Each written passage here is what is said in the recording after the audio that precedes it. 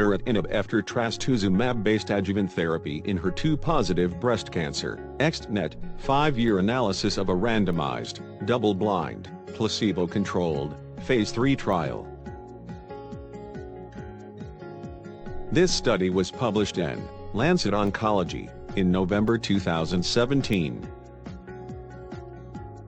This was a randomized, double-blind, placebo-controlled, Phase 3 trial of women aged 18 years or older with stage 1 to 3C breast cancer. These patients had operable breast cancer and had completed neoadjuvant and adjuvant chemotherapy plus trastuzumab with no evidence of disease recurrence or metastatic disease. Patients were stratified by hormone receptor status, nodal status, and trastuzumab adjuvant regimen, then randomized to 1 year of oral Neratinib 240 mg per day or placebo. 2,840 eligible women with early HER2-positive breast cancer were recruited in 40 countries and randomly assigned to receive either Neratinib or placebo.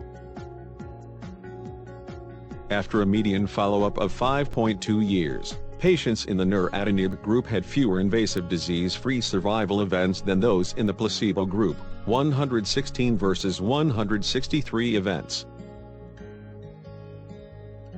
The 5-year invasive disease-free survival was 90.2% in the Neratinib group and 87.7% in the placebo group.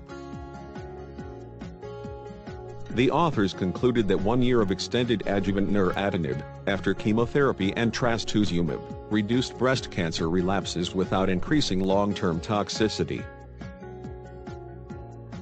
Thank you for watching.